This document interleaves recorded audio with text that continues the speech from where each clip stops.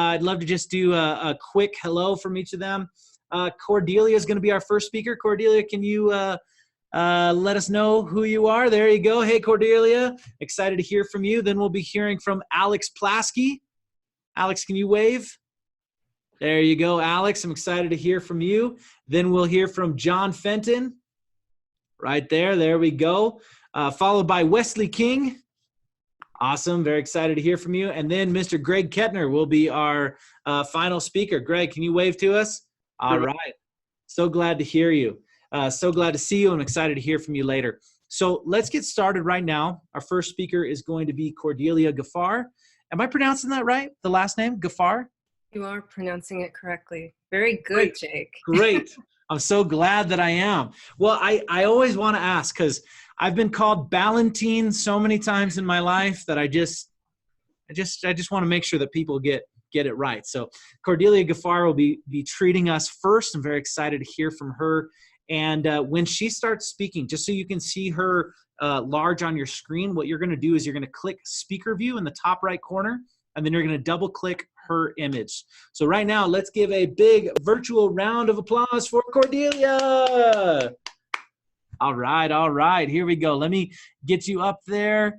All right. Take it away, Cordelia. So I want to share a story with you today to just let you know that your life is working in your favor.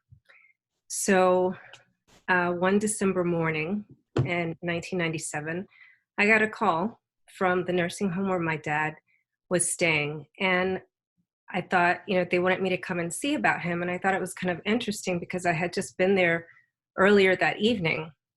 So when I got there, they were like, I went straight to his room and he wasn't there. And I said, okay. So I went to the information desk. And so they said, 1 minute, Miss Atwell.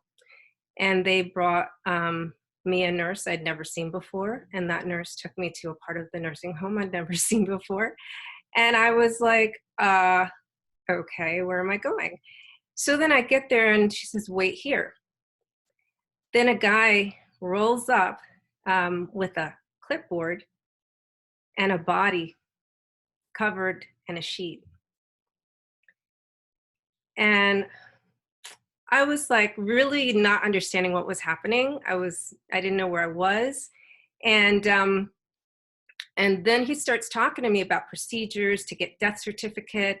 And it, all I was seeing in my head was like, I was just hanging out with my dad and he was asking me what to bring and the next visit. And we had been doing a crossword puzzle. And, the next day was my parents' 28th anniversary, wedding anniversary. And he was giving me a message for my mom. And so then the guy said, do you understand what I said? And I collapsed. I bet all of you can kind of relate to that, right? Like the day that we were told shelter in place, you were like, wait a minute, I just bought like my airplane ticket to my speaking gig and I have this full calendar and it's like shock, isn't it? And that's the first stage of grief. And then we go into the next stage of grief. So when I came to, what happened was I now was trying to figure out, what do I do? I have to go see my mom and she's in intensive care and it's their wedding anniversary and she already knows, that they can't see each other. And I've been like the messenger. So I thought, okay, I'm gonna buy a St. Joseph lily because my dad's name was Joseph. And because she's intensive care, I couldn't bring it in her room, but she had a window, so I could place it on a table outside her window. And I walked in and she goes, oh, hi. I was with my sister and she goes, how are you doing? And how's your dad? And I was like smiling. Oh, well, I saw dad and he's great. And I was literally just choked. Like my entire chest was just strangling me. And my tears silenced me.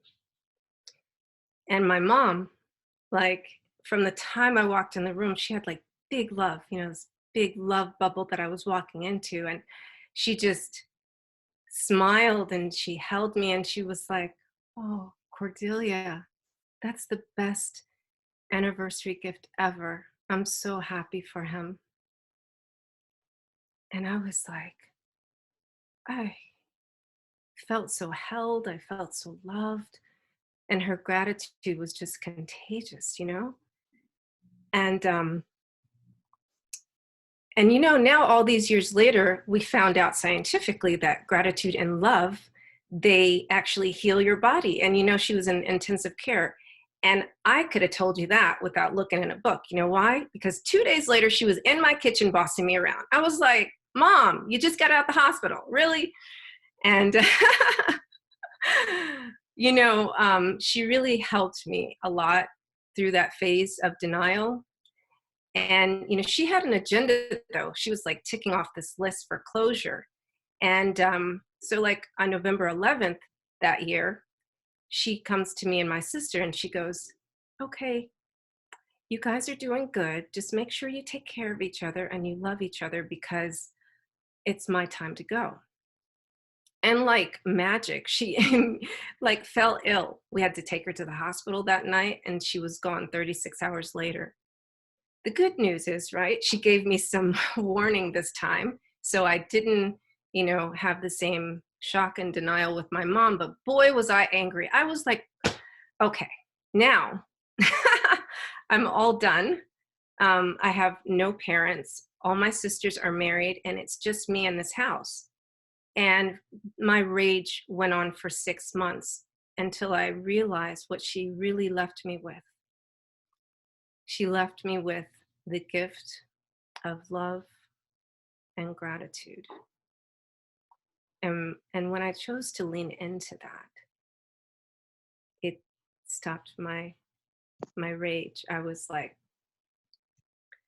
so angry at myself for not having finished college by then and not having moved out of the house and being like more like my sisters and successful. And I was mad at them because it was their fault for choosing to have a kid when they're so old. My dad was like 85 when he died and my mom was like 65. Like, who does that, right? And but I want to invite you guys, just like I did, 24 years ago. I want you to breathe with me because I know we're all grieving. The rest of the stages after anger comes bargaining, and then depression, and then testing, and then acceptance. So I want to ask you today to breathe with me. And when you inhale, I want you to inhale self-compassion. Doesn't that feel so good? And now I want you to inhale a second time. And when you inhale, I want you to inhale love. But we're going to do something different this time. When you exhale, I want you to imagine that you're blowing a love bubble, like the one I walked into when I went to see my mom. And now I want you to inhale gratitude. Guess what we're going to do with this exhale? We're going to put it together with that love bubble and make a love gratitude bubble and fill up our room where we are, our houses, our neighborhoods, our cities, our states, until all of our bubbles are touching each other as we're here in this Zoom room together. Because we have each other always, right?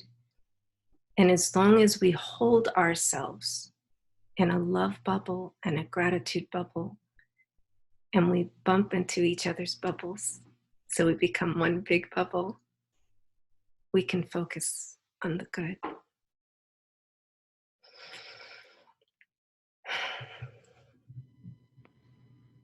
Thank you so much, Cordelia.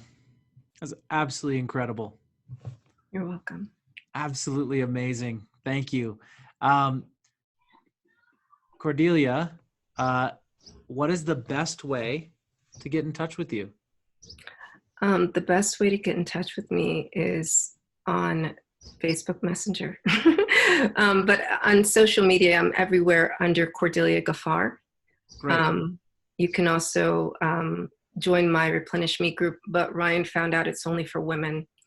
So okay. So tell us about that, so people can join that if they're women who want to be a part of that.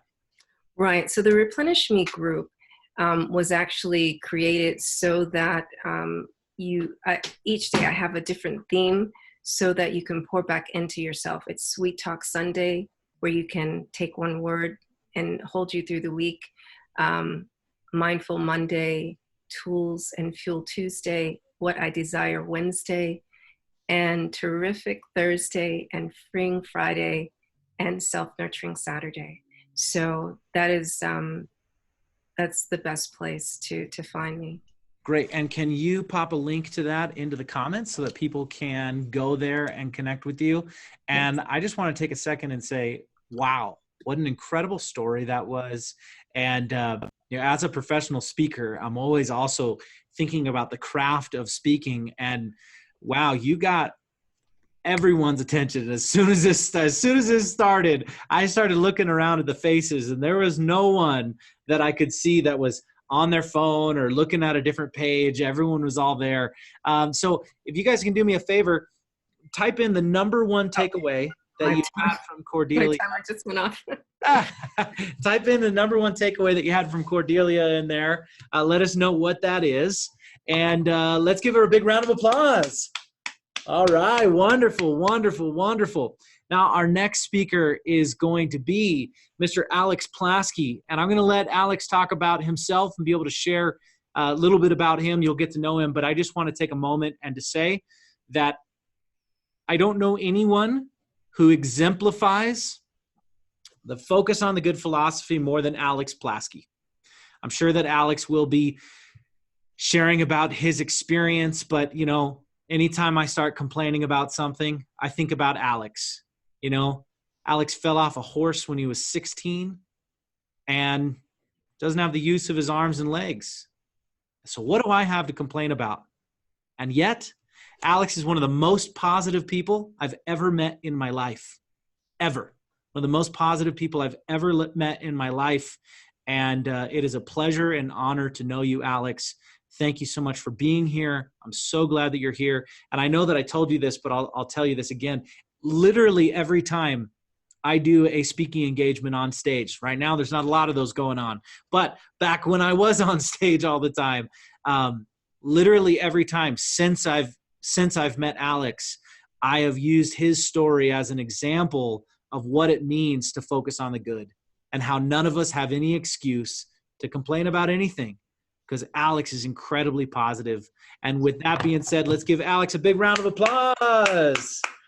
All right, Alex, let me get you situated so you're up on the screen. Let's see. Here we go. All right, take it away, Alex. Yeah, well, thank you for that excellent bring on there, Jake. I want to say I also really appreciate you. You are an amazing coach, an amazing friend, an amazing speaker as well. And to add on to that little explanation, yes, I had a spinal cord accident when I was 16. And since we only have 10 minutes to speak, I'm going to bring that 20-minute story into a 1-minute story. But I got my left foot stuck when we were training a horse. And as it was bucking back and forth, I just couldn't escape. And I ended up landing on my neck and just shattering it. I was airlifted to St. Cloud. I did my surgery there. Then I did my rehabilitation in Gillette Children's. And even before then, I had quite a few different things going on. My first memory was being born homeless. And after that, I lived with my bio parents for 7 years. And my bio dad died. And then I went through the foster care program. So I always had something going on that kind of prepared me for what could happen, but also to prepare me for making the wants and desires to having a great life no matter what. And that is all.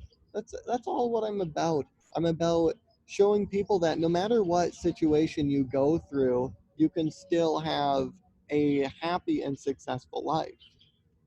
And I think these things that are going on right now, it gives us a great opportunity to kind of reflect on where we are right now and where we want to be. So I know a lot of you probably have a good idea of what you would like to do, but for the ones that don't, this exercise will be a great way for you to evaluate what dreams, what aspirations you do have. It's called like this 20 thing evaluation, where you think, what are the 20 things in life that make me my most happiest? And I don't want you to um to tell yourself, no matter what the things are, no, this is stupid. What would other people think? Because you know, when it comes to your happiness, it doesn't matter what other people think. So when you're going through this list, it could be, one of your things could be singing karaoke. Maybe it could be as silly or serious as hula hoop. You know, no matter what it is, just write down these 20 things. And what you're going to find is you're going to see that there's some themes or there's some associations between them. And once you have an idea of like what makes you the happiest, one of the easiest ways to live a happy life are by these three pillars. One, knowing what makes you happy.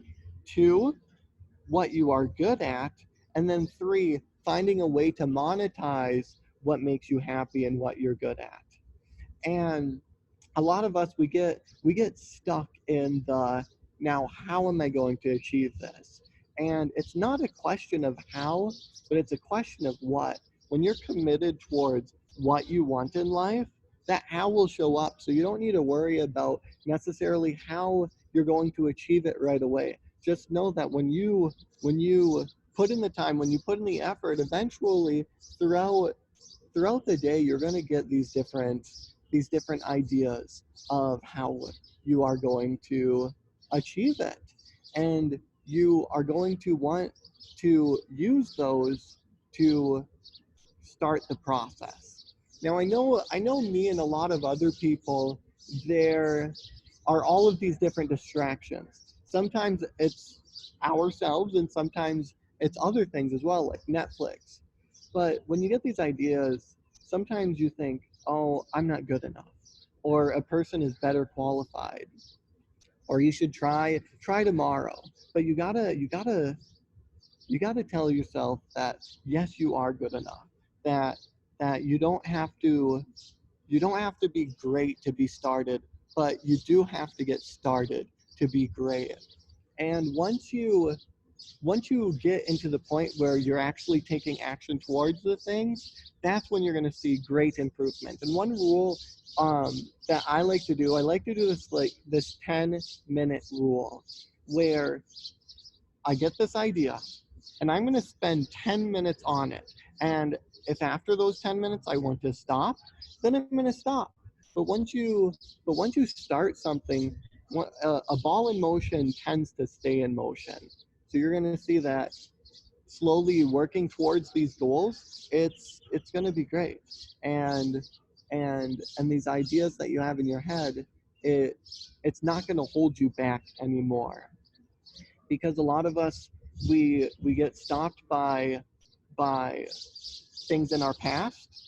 It could be like an accident that I have, maybe a situation you have.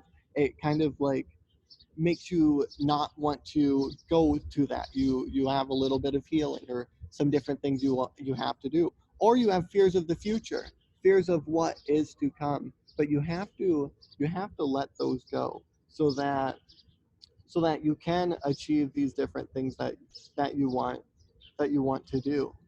And just to tell you a little bit of a success story, I had been wanting to move to California for a little more than 2 years ago. I got into the speaking industry, and I really liked how you could make such a difference by going to these different places, these different organizations. And And what I had found is the area that I was at, we just didn't have the people, we didn't have the resources. So I decided, okay, I have this idea. I went through my list of the 20 things. These are things that makes me happy. And then I finally put in the work. Took me 2.5 years, but I finally moved. I'm now in California. I'm still in the nursing home, but actually today I just had a call with IHSS, which is the remaining 8 hours of care that I will need. So it looks like even a month to 3 months from now, I should be able to get out of here.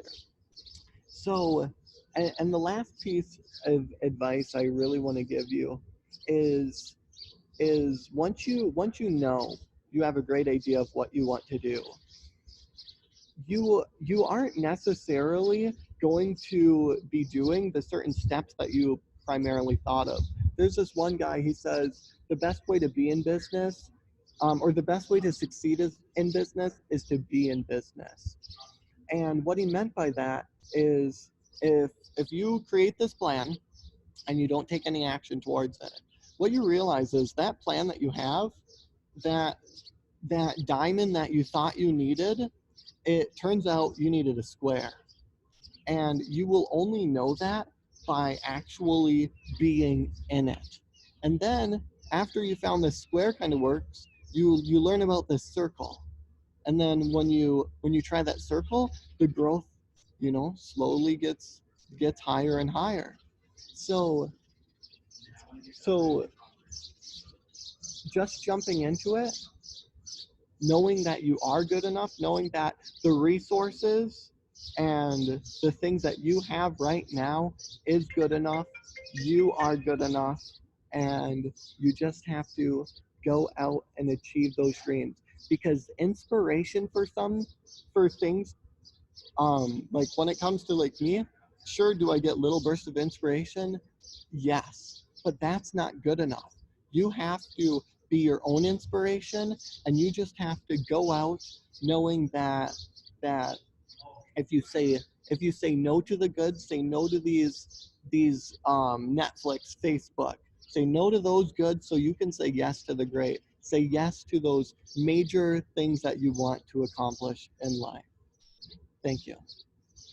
All right, let's hear it for Alex. Let's give a big round of applause. All right.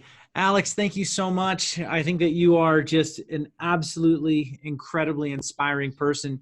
If you agree with that, please let me know in the comments. Let me know in the comments that you are inspired by Alex, Mr. Plasky. What a great guy.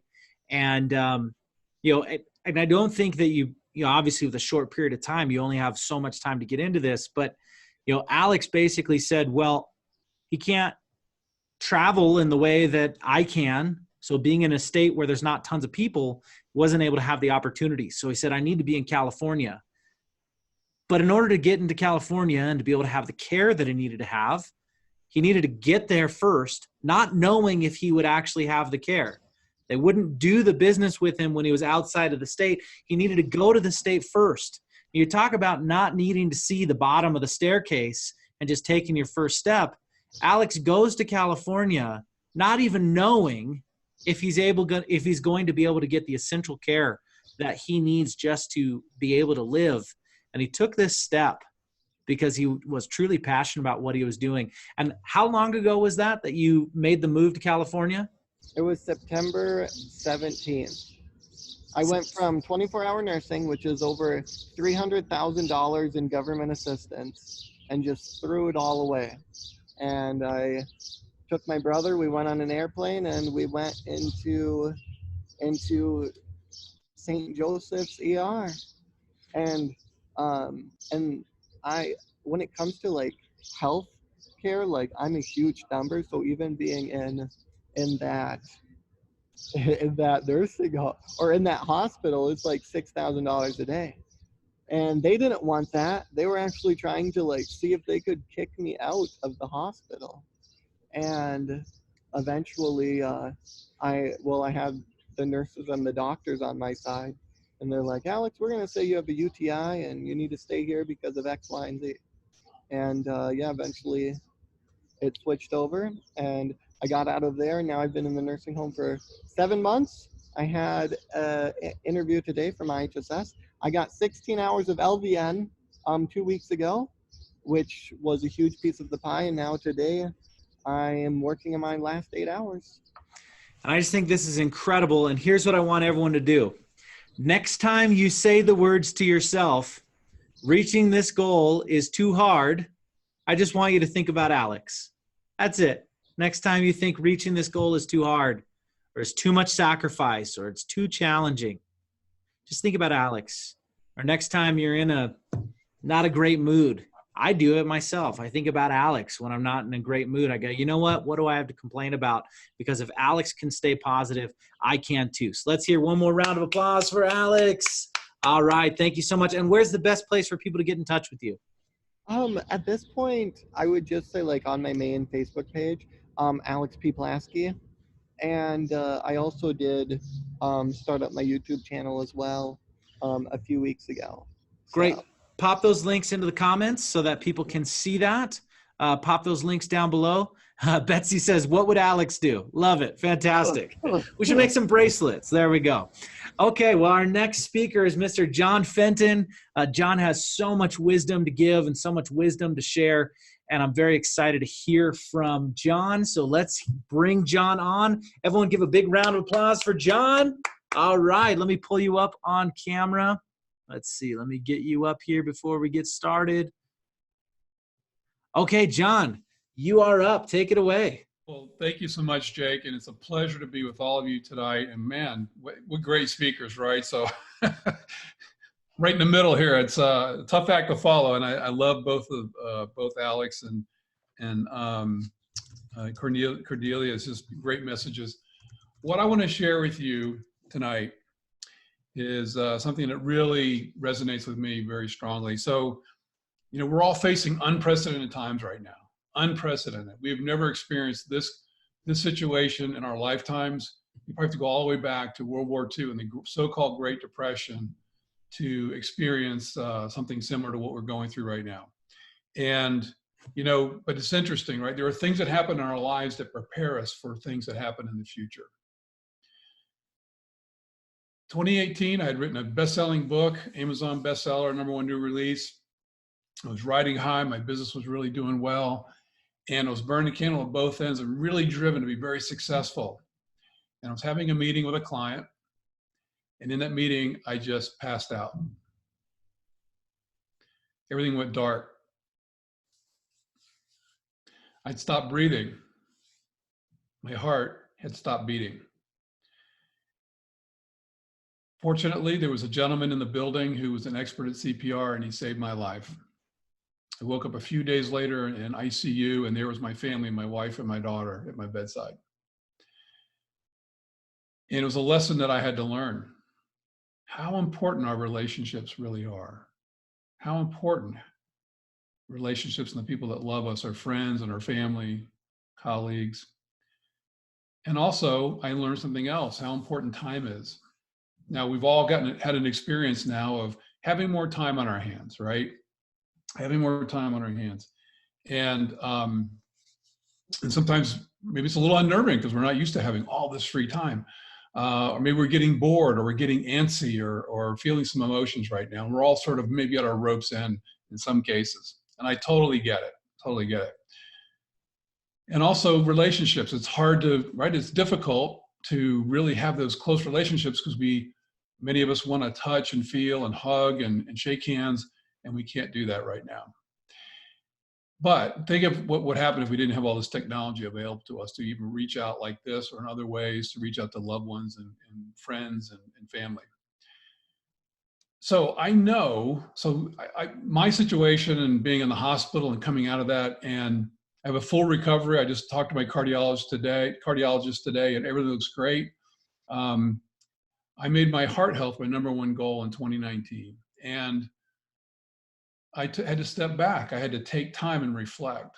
How was I working? What was I doing? What was my focus? Where was my energy being used? I had to pull back. And now we're all being forced to pull back.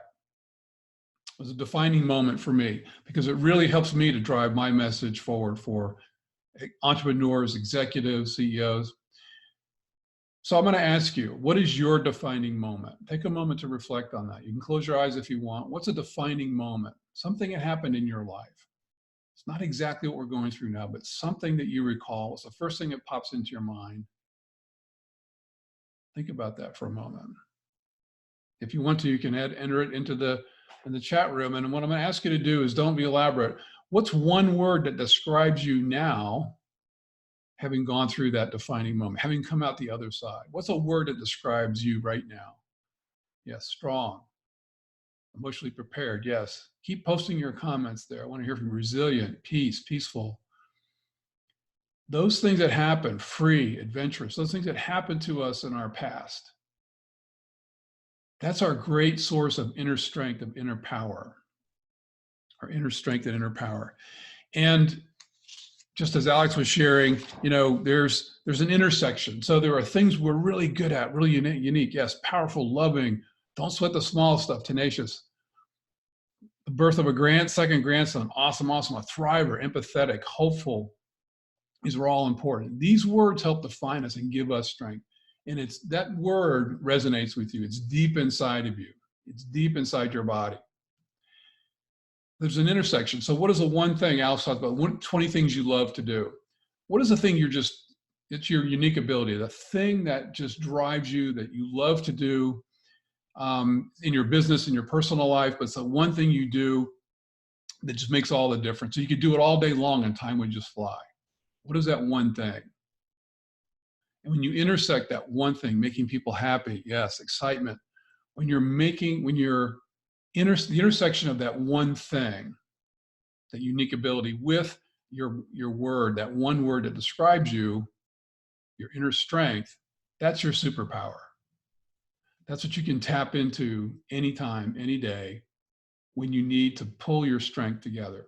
You know, we talk about athletes when we say, you know, athletes, when they've accomplished some spectacular feat in the field of play. I played college football, had great experiences there. When we watch athletes excel and they're down and they find a way to overcome, we say, wow, they really reached deep inside to accomplish that.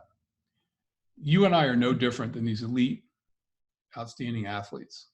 We are no different, no different. So I want you to reach inside deeply into your inner power and your strength, your superpower.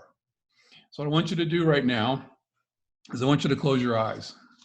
Close your eyes, and I want you to just focus on your breathing. I want you to breathe in gently through your nose and exhale very slowly through your mouth.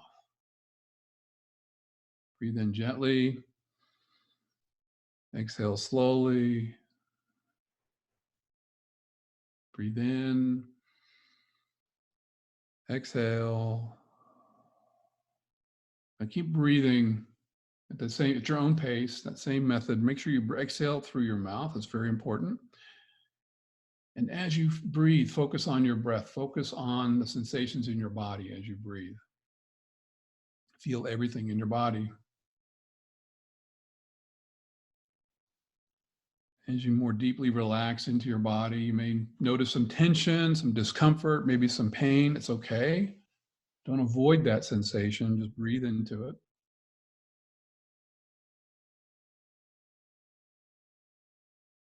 And then I want you to repeat after me. You can say this in your own mind or you can speak it out loud. As you breathe in, say, I am. As you exhale, say, we are. Inhale, I am. Exhale, we are. I am. We are. I am strong. I am resilient. I am excited. I am adaptable. I am tenacious. I am powerful. I am loving. We are all in this together. We are all in this together.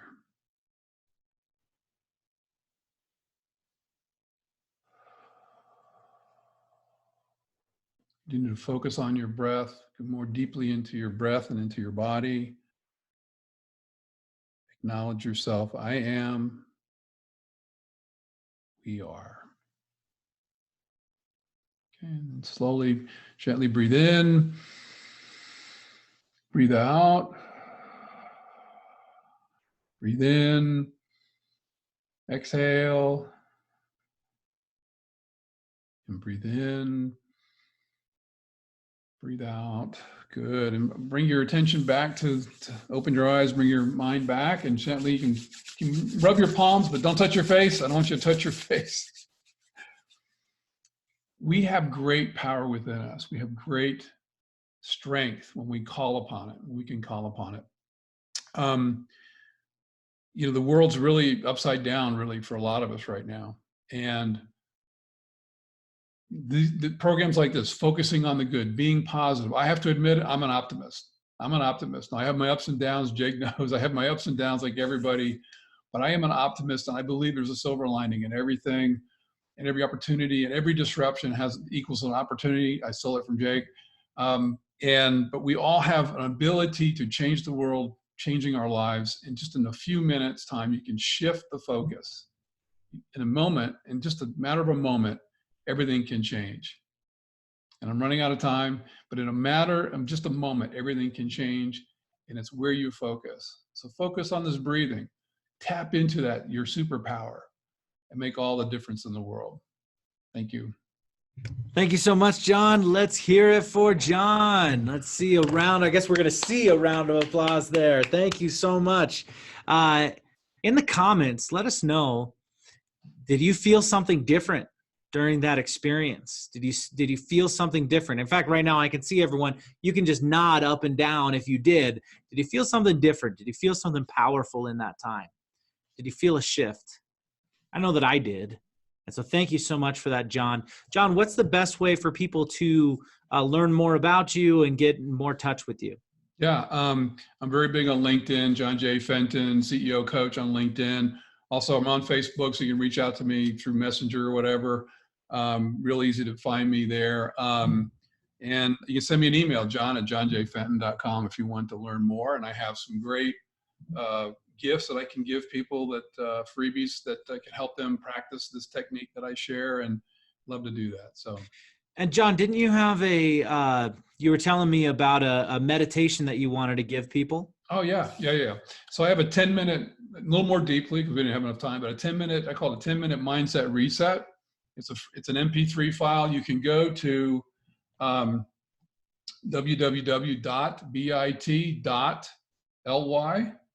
the 5-minute shift. You can download the MP3. It's a great application. You can just download it to your phone or whatever. Listen to it when you want. There's also my 5-minute shift PDF, which is a PDF printout of also walking you through the process. And if you'd like to, you can also, when you do that, you can also be on my email list. There's no obligation there if you don't want to. I send out a weekly email to my inner circle, if you will, and I'm happy to have you on that as well. So go and put that link there.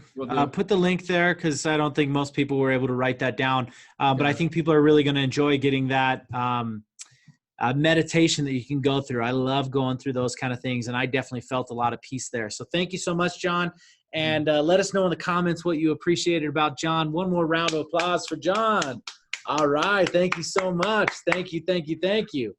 All right. Now we're going to bring up Wes King. Wes King is going to be sharing a message with us of inspiration, positivity, and hope. I'm really grateful that you are here. Let me get you up on screen, Wes. Let's see. Let me get you up there. Just take one sec. There we go. Okay, Wes, you can take it away. All right. Well, thanks everyone for having me. Along with inspiration and hope, my wife believes in everything happens for a reason. So I'm going to divert momentarily and say that just this lineup proves everything happens for a reason, because I'm a guy that works in fifth and sixth gear all the time.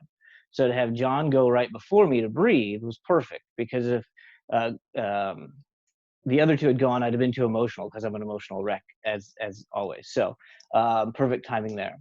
But really getting down to my message is, I've spent the last 25 years of my life since December of '95 ensuring people don't drown in pools, ensuring that lifeguards get trained, ensuring that your kids in your community have safe pools. The rub of it is that a year ago, I started my own business. After 24 years in rec centers and YMCAs and the largest water park in the country, after training over 3,000 lifeguards, I started my own aquatic company. Perfect timing, right? I'm placing this Zoom call from the house that my wife grew up in. My wife and our 2 kids and our dog moved in with her parents Memorial Day last year, so that I could help every pool I could find, every water park, every HOA, every community center, every condo be safer, and spread the message of not just water safety, but community and support, and how we can use a pool to engage in a greater message, from flicking floats to exercising with your grandmother, right? And the challenge for me has been learning how to navigate the industry as an employee, but then on my own.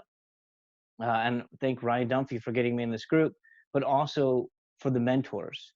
And that's one of my big takeaways that I would encourage everybody listening here.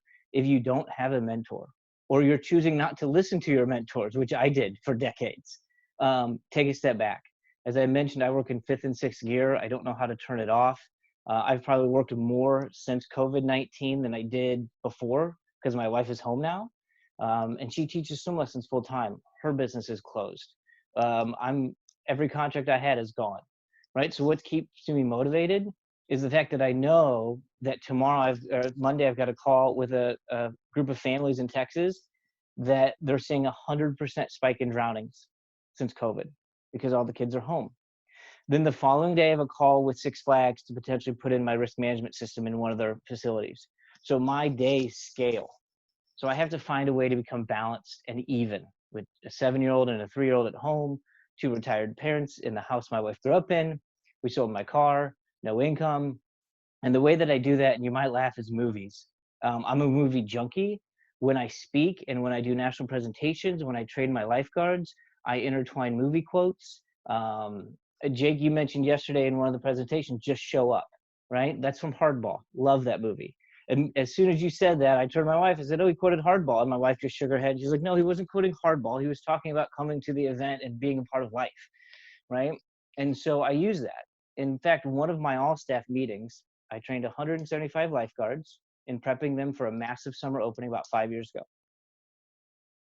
These are people that are going to do rescues all day. They're going to do CPR all day. They're going to be working 100 hours, every 2 weeks. This is mid-May, about 5 years ago. Our entire staff meeting was watching movie Miracle. Turned off the lights, got some food out. We watched Kurt Russell for 97 minutes. That was our meeting. Now, don't tell the Red Cross and all the people that we had to sign off for an in-service for that, but that's what we did. I knew that that's what the team needed. Now, there's been a lot of times where I've played movie clips and showed music and sports clips where the group and the team are like, yeah, you lost us. So my second takeaway is know your audience, right? The first one is find a mentor, find a group, find somebody you can rely on and lean on. Some of my closest friends are 65 and retired, okay? The second is know your audience. Just like we've heard the speakers here today, right? I cry at McFarland USA the minute it turns on. I cry at commercials for Biggest Loser, right? I'm an emotional guy.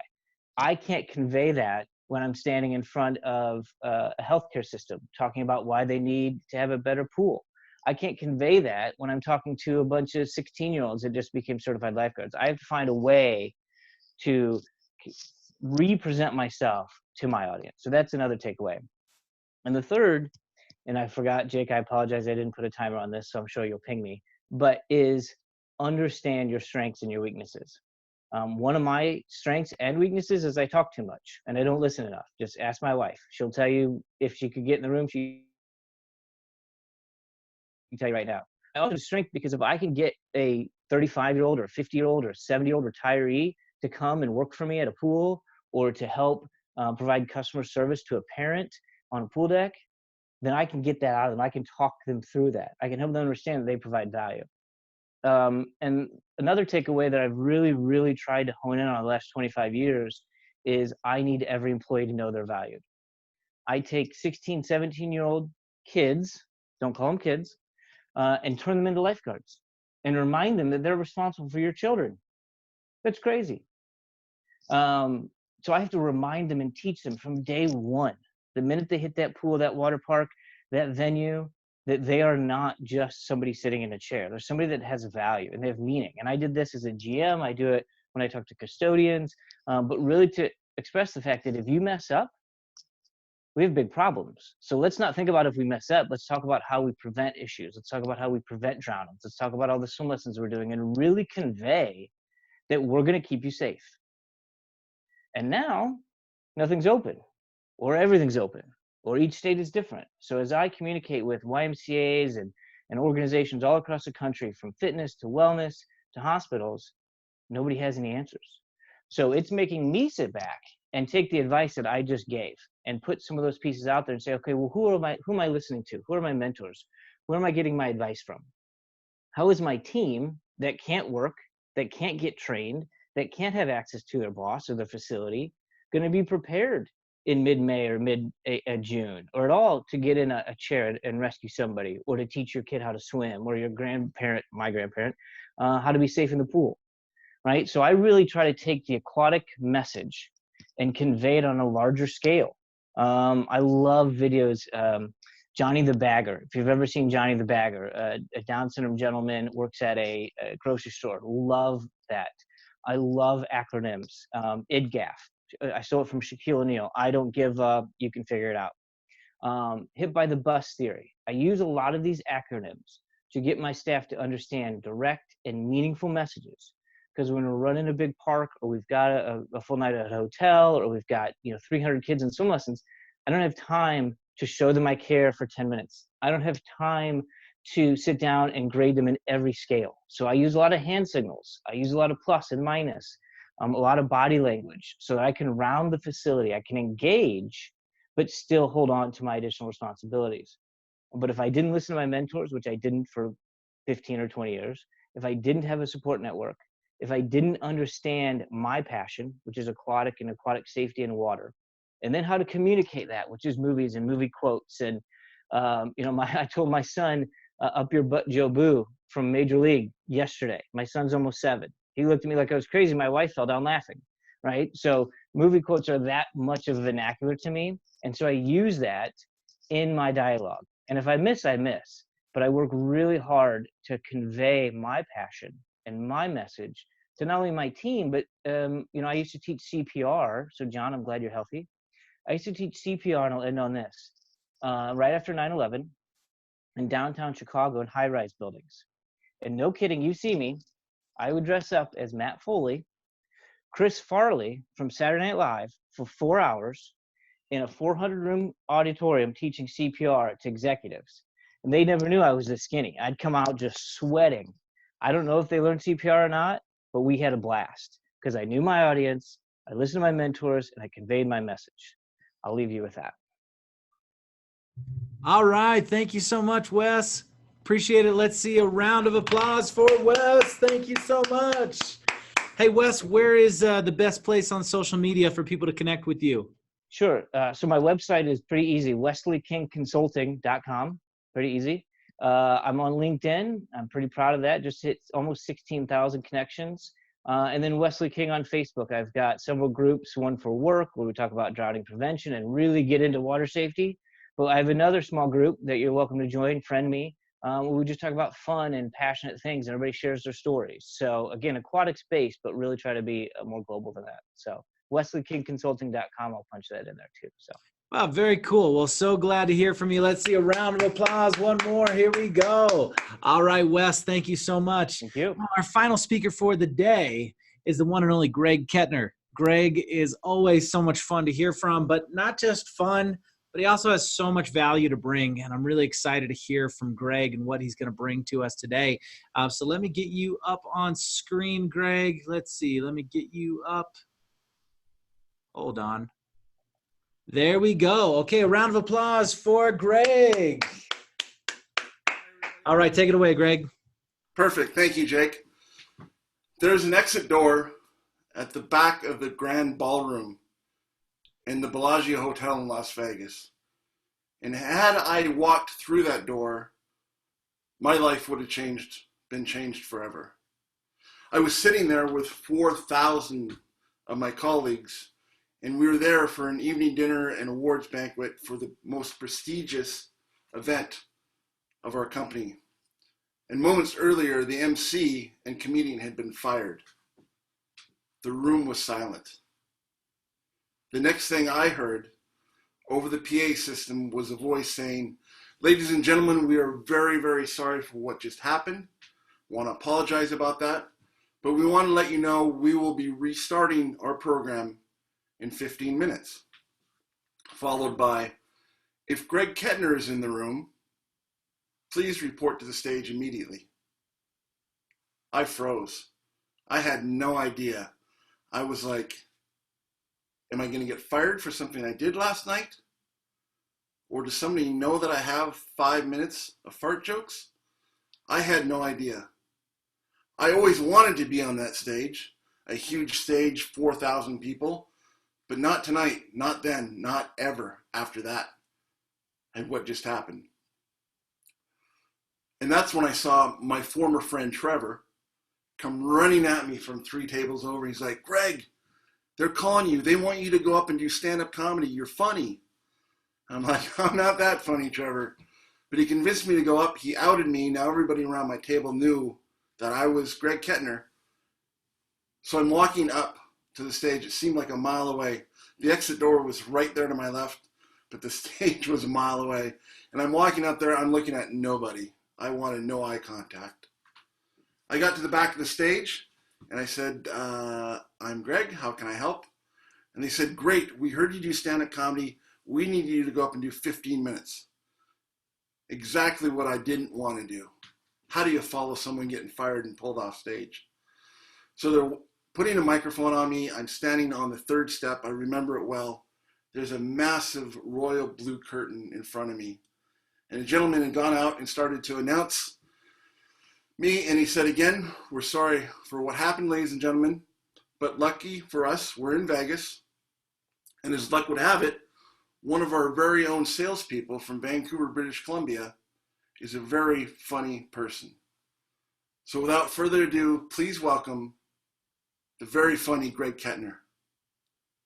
And I pulled the curtains apart and confidently stumbled out onto stage. And I was blinded by stage lights and 4,000 people standing and cheering. Blew me away. Once the applause stopped and they sat down, I just said, "Hey everybody, I'm Greg Kettner, and I can't do any worse." And at that moment, I had them, and I knew that laughter was going to be very important in my life. So I started talking and about Vegas and telling my 5 minutes of fart jokes, but I got so carried away in the moment, my time had run out before I knew it. And there I was at the end of my time, and I'm in sales, and I hadn't hit my number that year, and I thought, what a great opportunity to ask a question. Here I was, a salesperson, someone who could make people laugh, and I had 4,000 prospects in front of me. I had them captured. So I asked a question. And that year, if you hit President's Club, it was an all-inclusive $10,000 cruise through Turkey, Italy, and Greece. And I was nowhere near President's Club. And so I said that. I said, "You know what? I want to apologize to my teammates, my manager, and the company. I didn't hit my number, but I'm kind of helping out the company tonight. I wonder if there's one more spot on the boat." And then I shut up.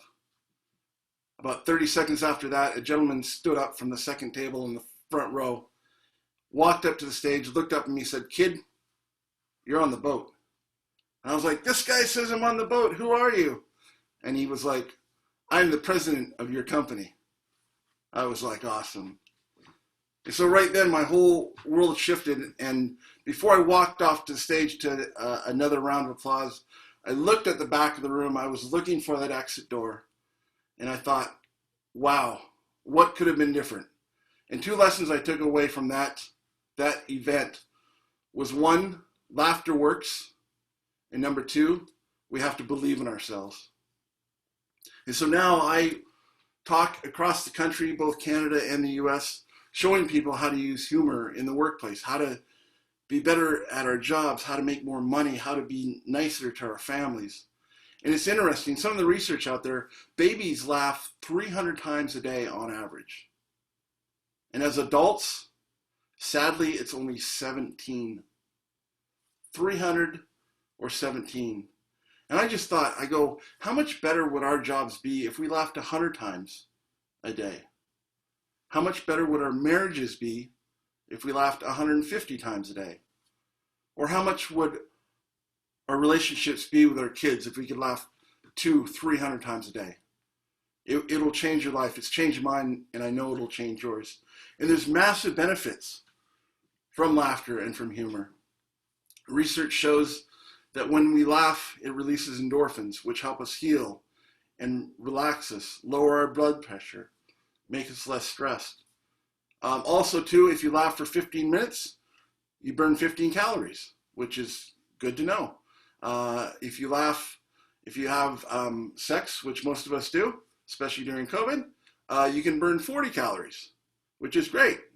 I would just recommend not combining the two. Goes back to 0 calories. You can also increase your pay. Studies now show that 68% of hiring managers are looking for someone with a sense of humor. Someone who can come in, have fun, HR-approved fun, laugh and joke. And it also builds trust. It builds trust with your boss. It builds trust with your colleagues. And most importantly, it builds trust with your clients. And so during this whole COVID time, I think the thing I'm taking away is I'm a very positive guy. I'm very extroverted, so I'm having a hard time in my own house for the last 6 weeks. And I started the Humor Lab. It's on Facebook. Would love to have you join us. We now have 5,000 people who every day are getting on the Humor Lab and sharing jokes, sharing memes, making people laugh. It's PG-13, it's political free, and it's just a place where we can come together, get that daily dose of laugh, burn those calories, and we feel really good about ourselves. And I'll just finish with this quick story. There's an old couple, Grandma and Grandpa. They've been married for about 60 years. Wonderful marriage, wonderful life. And they were getting on in years.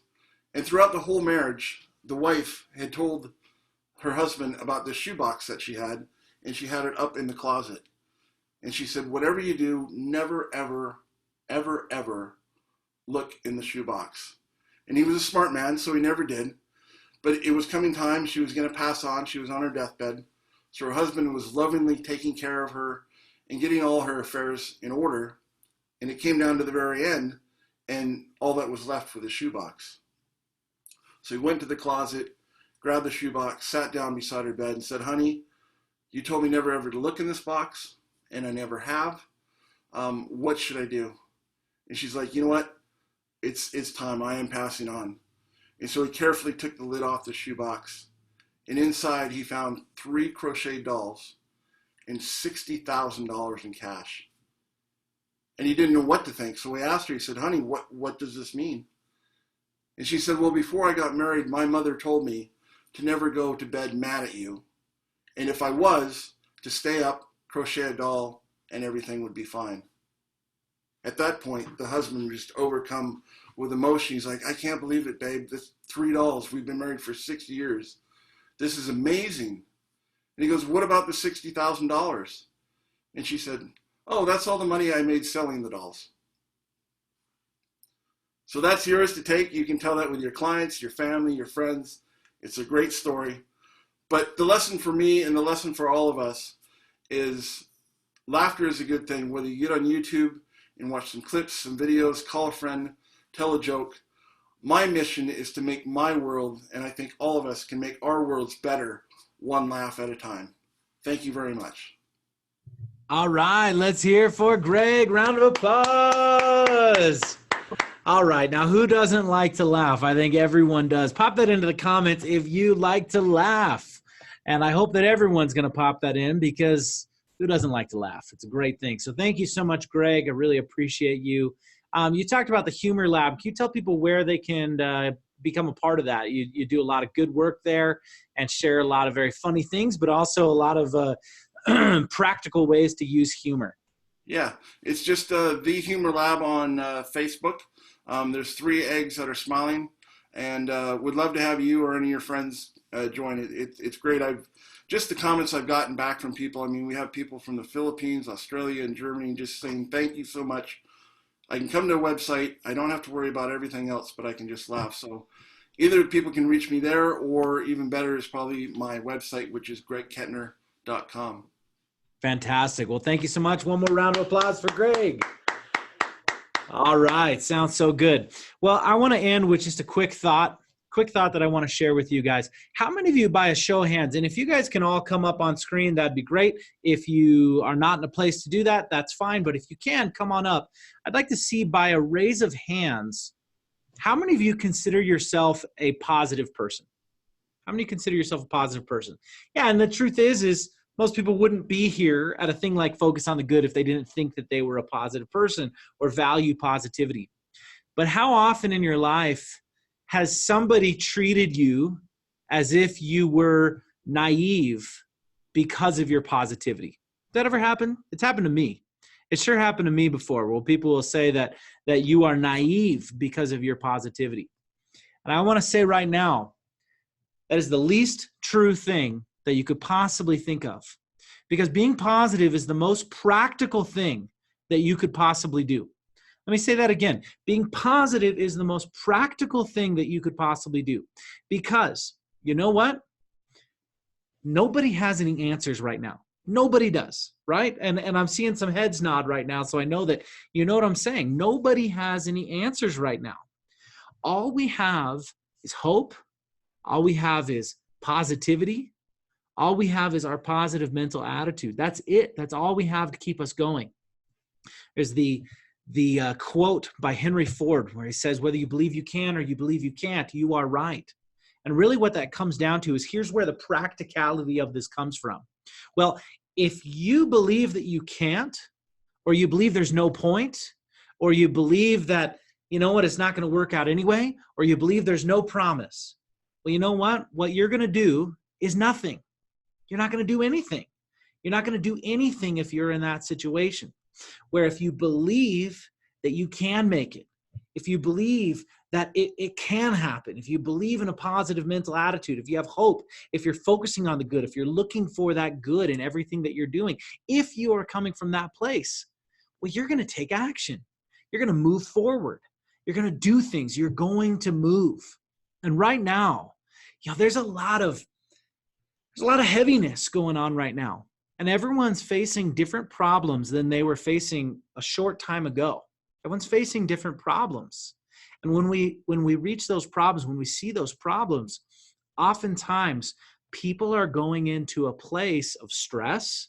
People are going into a place of pressure. And people are also going into a place where things are coming up that they thought they dealt with a long time ago. And I've noticed it with pretty much everyone. There's just this little layer of heaviness. And I can tell you this, that if you pile on top of that and are looking for the problems, you're going to find them.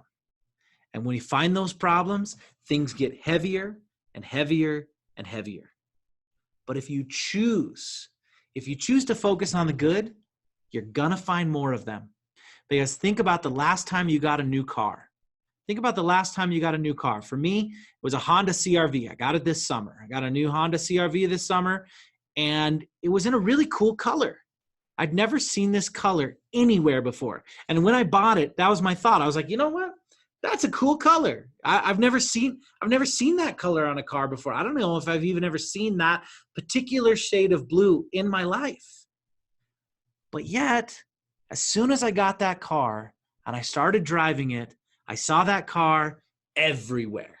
Everywhere I looked, I saw that car. All of a sudden, it was the most popular color for Honda CR-Vs. I didn't know that, but it was the most popular color, and I saw it everywhere. Why is that? It's because we will see what we are looking for. And if you're looking for all the problems, you're going to find more problems. I have a challenge for you.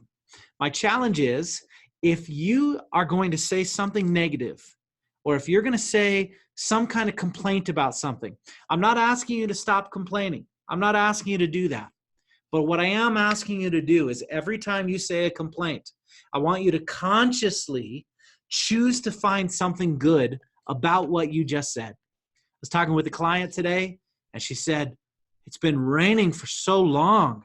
It's just been raining for so long. And I said, okay, let's, but what's good about that? She goes, well, it's really green out. You know, 'cause she wasn't really appreciating the way that I was trying to push her on this, but she says, well, it's really green out and that's good. And I said, yeah, okay. So let's look at the things that we can be grateful for. Gratitude is the answer. If you are grateful, you are free. If you are grateful, there is no stress. If you are grateful, there's no fear. We can't be grateful and experience those feelings at the same time. Focus on gratitude. Focus on the good, and you are going to find more of it. So no, anyone who says that being positive, having a positive attitude is naive, you do not understand. Being positive is the most practical thing that you can do in any challenging situation. Because anybody can say, well, look how bad the situation is, and pile on top of that. But it takes a true leader. It takes someone who is very strong and very powerful to be able to say, we can get through this. Focus on solutions. We can create something. We can make this work. We can move forward. Now that takes power. That takes strength. That is not naive. It's the most practical thing that we could possibly do. So I invite you throughout this week to look for the good just a little bit more. Find it everywhere you go. Look for it, and you're going to see it. If there's ever a time where you say something negative or you say some complaint, let's just twist this around and add one positive thing to that. Add something positive. Say something positive. Even if it sounds cheesy to yourself and you're saying, cheesy bumper sticker things like no rain, no rainbows. Well, they're bumper stickers because they're really catchy and good things. So just say those things to yourself so you get used to it. Start focusing on it. Be conscious about this. It's the best thing that you can possibly do for yourself. So thank you so much, everyone. Thank you for focusing on the good with me. Let's end here with a virtual fist bump. Everyone bring it together. Boom. There you go. All right, everyone. I'll see you guys later. Bye.